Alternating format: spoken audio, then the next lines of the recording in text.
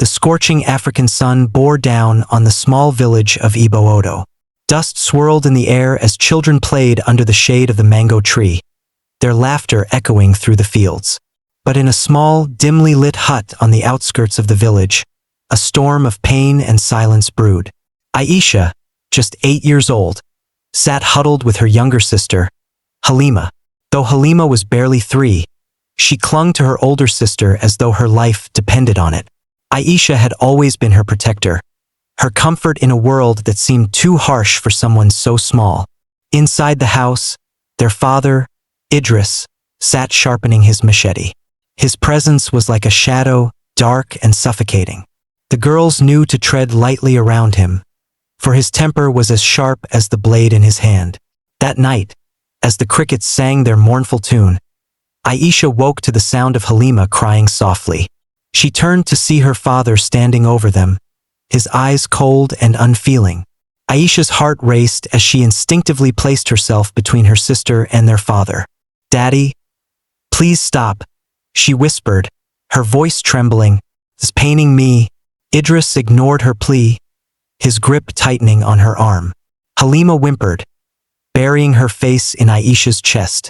The pain and fear in her sister's tiny body gave Aisha the courage to do something she had never dared before: fight back. "No, Baba!"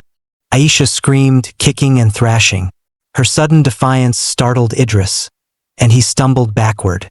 In that moment, Aisha grabbed Halima's hand and bolted out of the hut, into the cool night air. The girls ran blindly through the darkness, their bare feet scraping against the rough earth.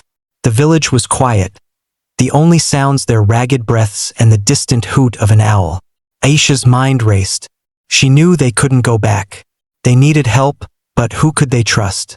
Her thoughts turned to Mama Nkechi, the village healer. Mama Nkechi had always been kind to them, slipping them mangoes when their father wasn't looking. Aisha led Halima to the old woman's hut, her small fists pounding on the wooden door.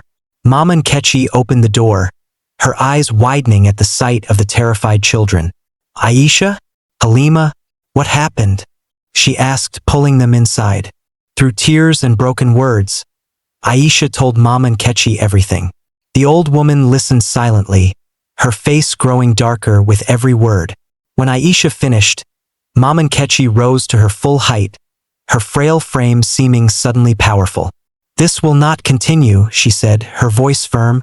"Stay here, my children. You are safe now." The next day, Mama Nkechi gathered the village elders. In the center of the village square, she stood with Aisha and Halima by her side, their small hands clutching hers. She spoke with a fury that ignited the crowd. Idris was brought before the elders, his once feared presence diminished under their stern gazes. As the villagers learned of his atrocities, their outrage grew. Justice, swift and uncompromising, was delivered. Idris was banished from the village, his name cursed by those he had once called neighbors. Though the scars of their trauma remained, Aisha and Halima found solace in the arms of their community. With Mama Nkechi's guidance, they began to heal, their laughter returning to the mango tree where it belonged.